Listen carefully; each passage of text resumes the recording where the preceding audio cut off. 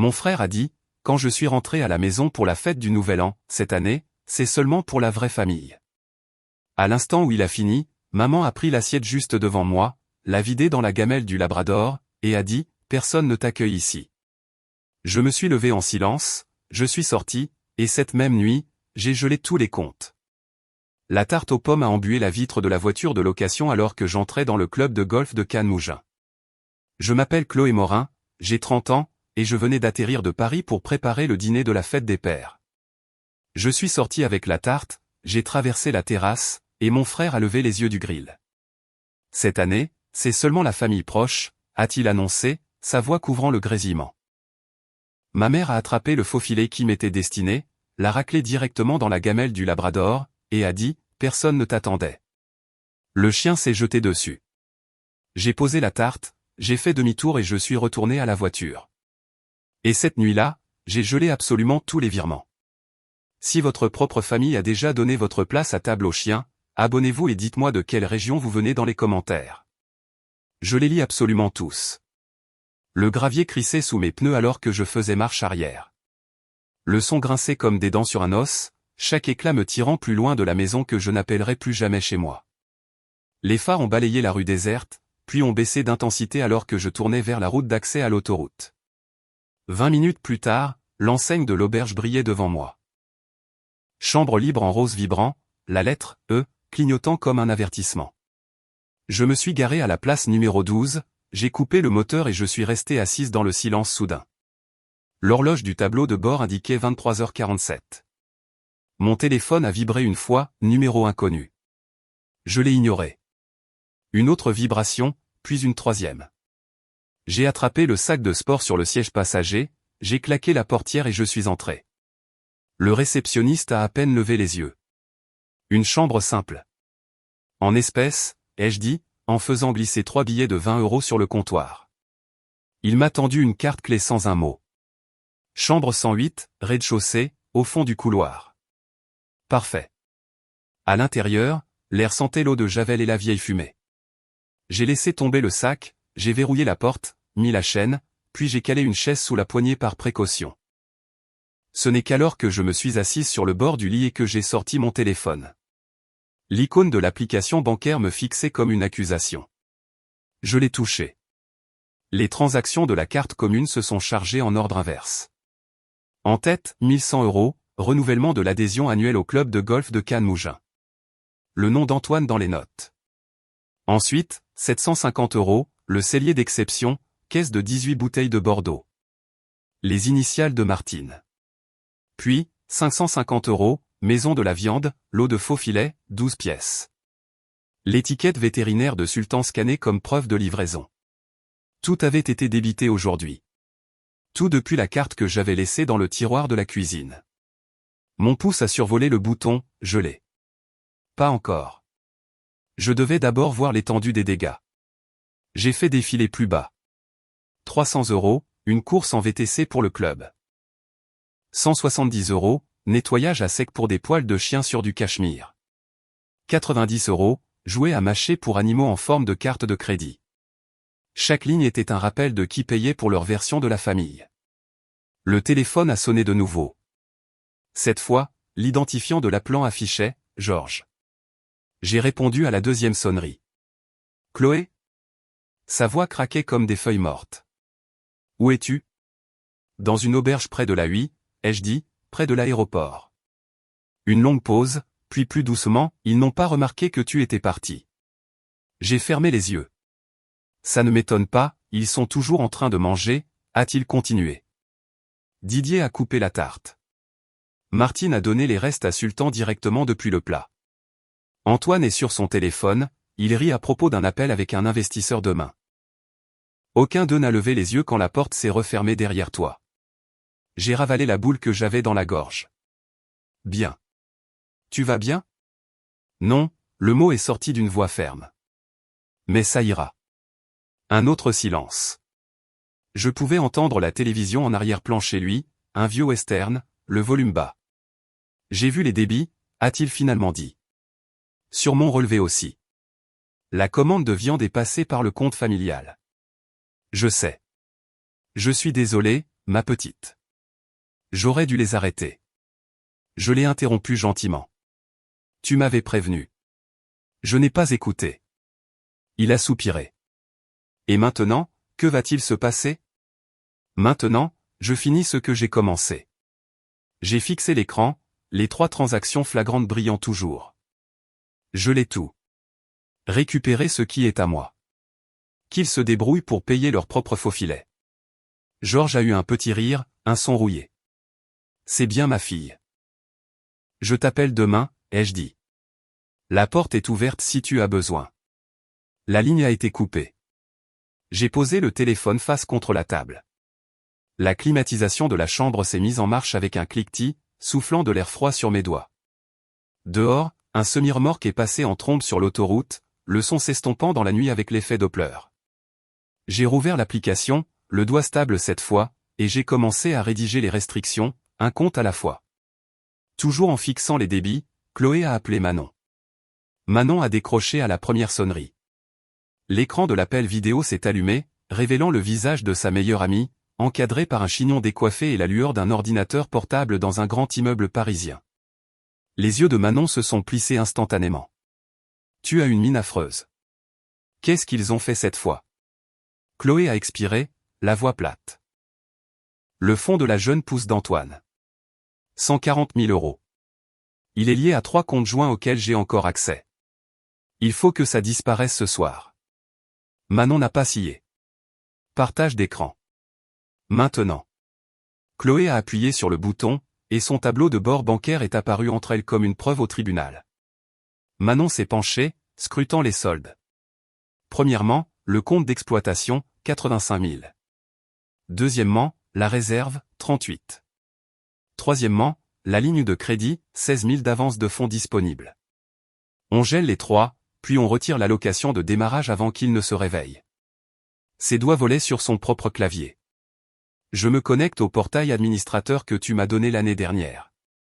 Tu as toujours les identifiants? Chloé a hoché la tête. Bien. L'authentification à 2 facteurs est sur ton téléphone. Autorise-moi. Un code est apparu. Chloé l'a tapé. Gel du compte d'exploitation, un arrêt Manon, calme comme une chirurgienne. Une bannière rouge a clignoté, restreint. Réserve. Pareil. Ligne de crédit bloquée. Fait.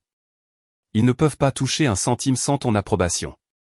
Alors, pour la première fois depuis des heures, le pouls de Chloé a ralenti. Maintenant, le retrait. Manon a affiché un modèle de virement. Numéro IBAN de ton compte personnel? Chloé l'a récité de mémoire. Montant, 140 000 € exactement. Mémo, retour d'allocation non autorisé, Antoine Investissement SARL. C'est blindé. Elle a cliqué sur envoyer. L'écran affiché en attente. Prévu pour 6h10 du matin, heure de Paris. Ça passera avant l'ouverture des banques. Le temps qu'Antoine s'en rende compte, l'argent sera dans ton compte coffre-fort. Intouchable. Chloé a regardé la confirmation tourner. Et pour la table de capitalisation? Manon a eu un sourire narquois, sombre et satisfait. Déjà réglé. Je t'ai mis en copie cachée du courriel que je viens d'envoyer à son investisseur principal. Objet, effondrement imminent de la table de capitalisation. J'ai joint l'historique des transactions montrant ton nom sur chaque compte. Je leur ai dit qu'Antoine détournait des dépenses personnelles via la jeune pousse. Il retire la feuille de conditions d'ici demain matin. Une nouvelle notification de courriel est apparue sur l'écran de Chloé. Objet, urgent, résiliation série à expéditeur, Capital Invest Lutetia. Corps du message, avec effet immédiat, tout engagement est suspendu, en attente d'un examen jury comptable de l'utilisation des fonds. Manon s'est adossée, les bras croisés. Il est fini. Pas de fonds de roulement, pas de crédibilité, pas de filet de sécurité. Tu viens de brûler le pont sur lequel il se tenait. Chloé a regardé les comptes gelés, la confirmation de virement, le retrait de l'investisseur. Pour la première fois, le poids dans sa poitrine s'est déplacé. Pas plus léger, mais différent. Contrôlé. Manon, dit-elle doucement. Merci. Ne me remercie pas, remercie la trace écrite que tu as conservée. Maintenant, supprime cet appel de ton historique. Utilise le réseau sans fil de l'auberge, puis passe aux données mobiles. Je vais effacer de mon côté. L'écran est devenu noir. Chloé a fermé l'application. La chambre était silencieuse, à l'exception du bourdonnement du mini-réfrigérateur. Dehors, un avion a rugi au-dessus, destination inconnue. La carte clé a bipé à 5h47 du matin. Les yeux de Chloé se sont ouverts d'un coup au son du bip mécanique. Le bruit de la serrure se déverrouillant de l'extérieur. Elle n'avait pas commandé de service en chambre. Des coups ont suivi 3 coups secs, puis un point. Chloé! Ouvre! La voix d'Antoine, épaisse de sommeil et de fureur. Elle a roulé hors du lit, pieds nus sur le carrelage froid, et a regardé à travers le judas. Martine se tenait à côté de lui dans sa blouse de la veille, les cheveux relevés, serrant un sac à main comme une arme. Antoine a agité un reçu froissé à quelques centimètres de la lentille. Chloé a entrouvert la porte de 5 centimètres, la chaîne toujours en place. Quoi? Antoine a poussé le papier vers elle. 130 € d'essence. Mon réservoir était vide. Tu as gelé la carte en plein milieu du plein. Martine s'est avancée devant lui. Tu as 30 ans. Pas d'enfant. L'argent, c'est pour la famille. Les mots ont claqué comme une gifle. On a roulé toute la nuit pour te trouver. Sultan est dans la voiture, il a faim. La prise de Chloé sur la porte s'est resserrée. Ton chien a mieux mangé que moi hier. Antoine a secoué la chaîne. Ouvre ça. On va parler face à face. Non. Elle a reculé, a pris son téléphone sur la table de chevet et a composé le 0. La réception a décroché instantanément. Chambre 108. 2 personnes me harcèlent à ma porte. Faites-les partir. Les yeux de Martine se sont écarquillés. Tu n'oserais pas, la voix du réceptionniste a crépité, la sécurité est en route, madame. Antoine a donné un coup de pied dans le bas de la porte. C'est une prise d'otage de notre argent. Chloé a tenu le téléphone fermement. C'est de la prévention de vol. Des bruits de pas ont résonné dans le couloir. Des bottes lourdes, des grésillements de radio. 2 gardes de sécurité en uniforme sont apparus derrière Martine et Antoine. Le plus grand a parlé le premier. Monsieur, madame, vous devez quitter la propriété maintenant. Martine s'est retournée. Elle retient nos fonds en otage. Le garde n'a pas sourcillé. C'est une affaire civile. Ici, c'est une violation de propriété. Partez. Antoine a chiffonné le reçu dans son poing. Tu le regretteras. Chloé a soutenu son regard à travers l'entrebâillement. Je l'ai déjà regretté. Pendant des années. Le garde plus petit a pris le coude d'Antoine. Martine a résisté, agitant son sac à main, jusqu'à ce que le premier garde lui bloque le passage. Dernier avertissement. Ils ont reculé, Antoine marmonnant des menaces, Martine sifflant des histoires d'avocats. La porte de la cage d'escalier s'est refermée bruyamment derrière eux. Chloé a remis la chaîne, s'est appuyée contre le bois et a expiré. La chambre sentait le café rassis et la défiance. La sécurité a frappé une fois, doucement. Tout est en ordre, mademoiselle. Elle a ouvert la porte complètement cette fois. Merci. Le garde le plus grand a hoché la tête. Ça arrive plus souvent que vous ne le pensez. Le départ est à 11h. Elle a refermé la porte, a tourné le verrou et est retournée au lit. Les ressorts du matelas ont grincé alors qu'elle s'asseyait. L'écran de son téléphone s'est allumé avec une nouvelle notification, transaction refusée, 130 €, station-service Total Energy. Elle l'a balayé d'un geste. Dehors, un moteur a vrombi, les pneus crachant du gravier, puis le bruit s'est estompé en direction de l'autoroute. Georges a envoyé une clé USB par la poste. Elle est arrivée 3 jours plus tard, glissée dans une enveloppe blanche ordinaire sans adresse de retour, portant le cachet de la poste de la ville de la maison familiale. Chloé l'a ouverte à la table de sa cuisine, la clé en plastique noir glissant comme de la contrebande. Elle l'a branchée sur son ordinateur portable. Un seul dossier, pour Chloé.mp3. Elle a cliqué sur lecture. La voix de Georges a rempli la pièce, rauque mais assurée, enregistrée depuis son vieux fauteuil près de la fenêtre. Ma petite, si tu entends ça, c'est que tu as fait ce qu'il fallait faire. J'ai écouté. Voici ce qu'ils disent maintenant. Une pause. Un crépitement statique. Puis la voix de Didier, basse et suffisante, capturée au milieu d'une conversation dans le salon. C'est paisible sans ces règles. Plus de tableurs. Plus de budget. Passe-moi la télécommande. Le match a repris. Des rires ont suivi. Des glaçons tintant dans des verres. La piste a changé. Le ton de Martine s'est durci, le téléphone collé à sa joue, arpentant le couloir. Elle financera demain. Elle le fait toujours. Ce chèque pour la jeune pousse a été refusé, Chloé? Je te virerai le double. 30 ans, pas d'enfant. Elle nous doit la stabilité. Ses talons ont claqué sur le bois, s'éloignant, puis revenant. De toute façon, Sultan a besoin de ce nouveau lit. Clique l'extrait suivant. Antoine dans le garage, sa voix résonnant sur les murs en béton, faisant les 100 pas avec son téléphone sur haut-parleur. La série a fichue. Les investisseurs se sont retirés après ce courriel. La table de capitalisation est une blague maintenant. 45 000 en caisse et elle me coupe l'herbe sous le pied. Je vais prendre un avocat. Geler ses actifs à elle. Des outils ont cliqueté alors qu'il claquait un tiroir. La famille d'abord, n'est-ce pas? Le silence a duré 10 secondes. Georges a repris, le souffle court. C'est tout. Enregistré hier soir après qu'ils aient cru que j'étais endormi. Une toux a retenti dans les haut-parleurs. Didier est scotché à la télé. Martine planifie ton retour. Antoine prépare sa vengeance. Aucun d'eux ne voit ce qui arrive. Chloé s'est penchée, le reflet de l'écran dans ses yeux. J'ai regardé ce cirque pendant 30 ans. Tu es celle qui arrange les choses. Tu l'as toujours été. Mais celles qui arrangent les choses finissent par s'épuiser. Un bruissement de tissu, lui bougeant dans son fauteuil. Tu te souviens de l'été de tes 12 ans? Je t'ai appris à jouer aux dames sur le porche. Tu as écouté quand je t'ai dit, protège tes pions. Tu n'as jamais oublié. L'audio s'est légèrement réchauffé. Ils appelleront, supplieront, menaceront.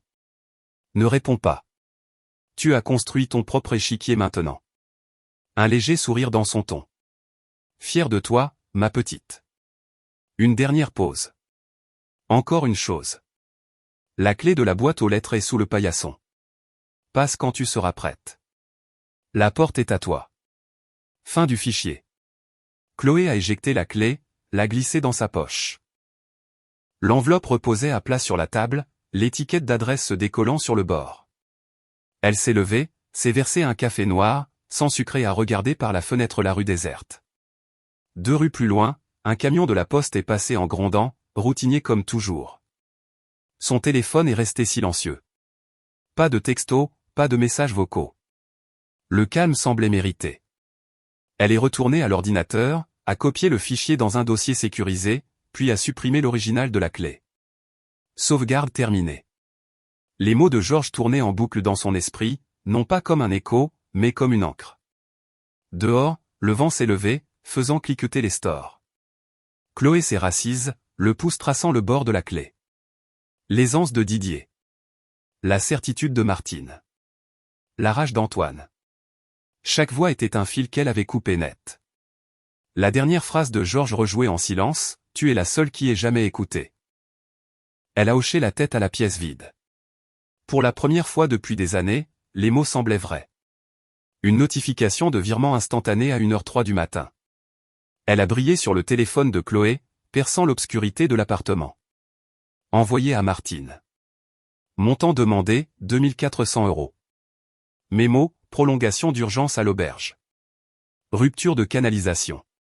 Sultan stressé. Chloé s'est redressée dans son lit, le pouce en suspens. Elle a cliqué sur les détails. En pièces jointes, une photo d'un sous-sol inondé, l'eau arrivant à la cheville autour de boîtes empilées. Horodatage, 0h47. Elle a ouvert ses messages. Une série de messages de Martine, frénétique. Antoine a dit plombier demain. De l'eau partout. L'auberge ne gardera pas la chambre après-midi sans paiement. Envoie maintenant. Un autre texto quelques secondes plus tard, la famille est de la famille.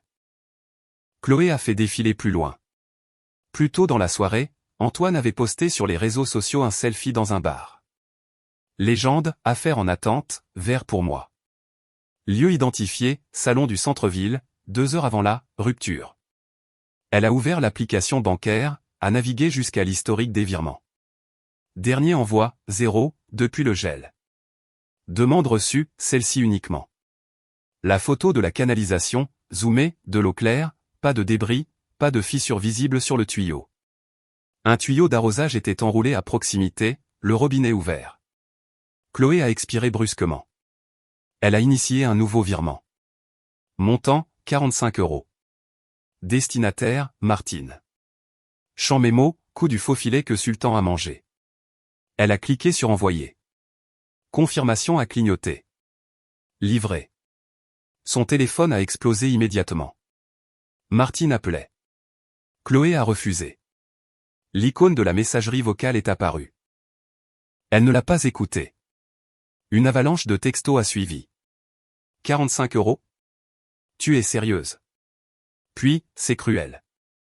Un autre, Antoine appelle la banque pour débloquer. Chloé a mis la conversation en sourdine et a posé le téléphone face contre table. L'écran s'est rallumé. Refusé, demande d'annulation. Martine essayait d'annuler les 45 € et de soumettre à nouveau pour 2004 cents. La banque l'a bloqué. Limite de l'expéditeur dépassée sur les comptes gelés. Elle s'est levée, est allée à la cuisine, a versé de l'eau du robinet, en a bu la moitié, et a posé le verre dans l'évier. L'appartement bourdonnait du bruit du réfrigérateur, régulier et indifférent. Un dernier texto a réussi à passer avant le blocage complet, tu paieras pour ça, d'Antoine. Chloé a supprimé la conversation, vidé le cache et éteint le téléphone. Elle est retournée au lit, a tiré les couvertures sur elle et a fixé le plafond jusqu'à ce que la lueur du lampadaire s'estompe. Le matin est arrivé, gris. Elle s'est réveillée dans le silence. Pas de notification, pas d'appel. Les 45 € étaient là, confirmés, sur le compte de Martine, mémo non modifiable. Elle a préparé du café, a ouvert son ordinateur portable et a vérifié les soldes. Tout était sécurisé. Le paiement de l'auberge serait rejeté avant l'heure de départ. Le « plombier demain » d'Antoine signifiait un autre jour d'eau. Une autre excuse. Chloé a refermé l'ordinateur. 45 € avaient payé une leçon, pas une chambre. Courriel de surveillance de crédit à l'aube. Objet, alerte de demande non autorisée. Chloé l'a ouvert, les yeux embrumés, le café non touché. Une nouvelle demande de compte, approuvée hier. Carte au nom d'Antoine, mais le numéro de sécurité sociale correspondait au sien. Limite, 9 000 €. Transaction enregistrée pendant la nuit. 4 800 € au casino Barrière de Cannes, jetons encaissés à 2h14 du matin. 4 200 € chez Megatech, 3 ordinateurs portables, 2 drones, une console de jeu.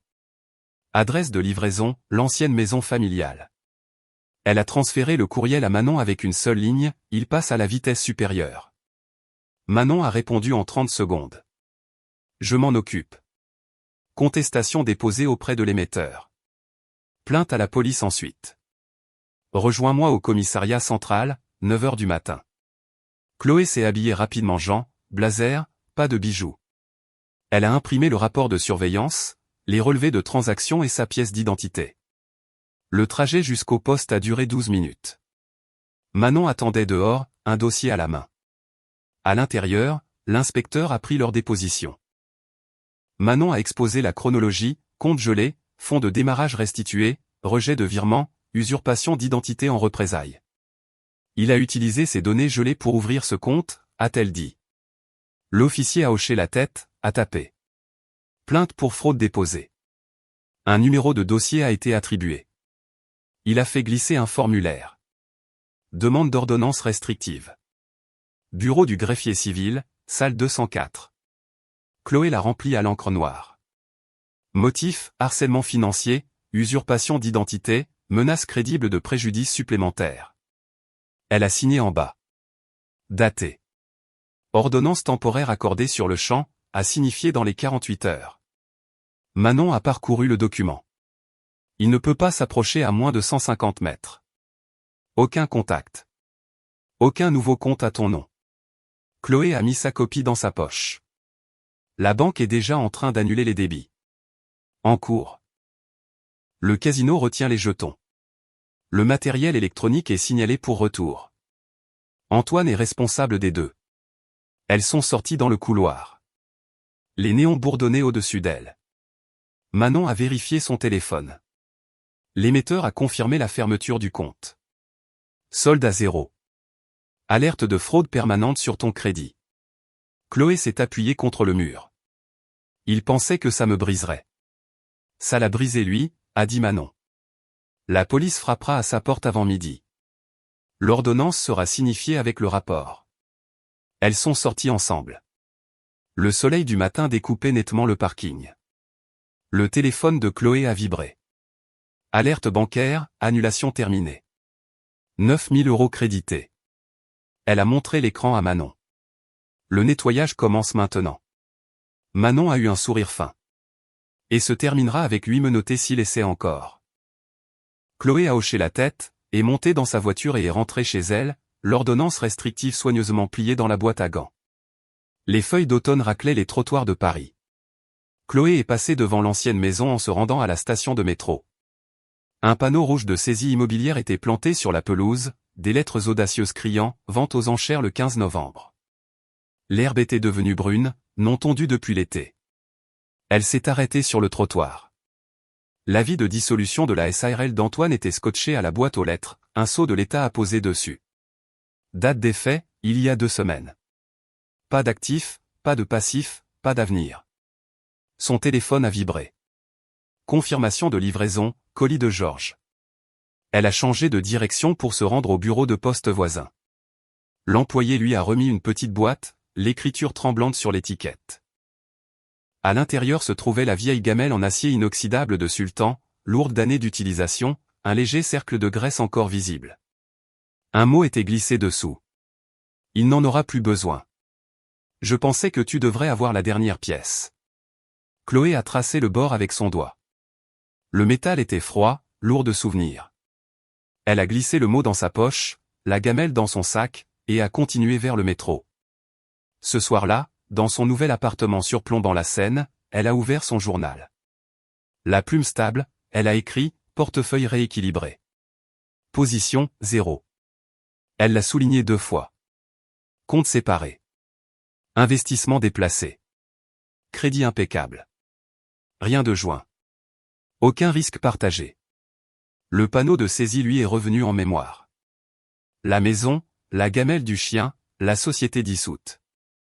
Des conséquences empilées comme des feuilles d'automne, sèches et inévitables.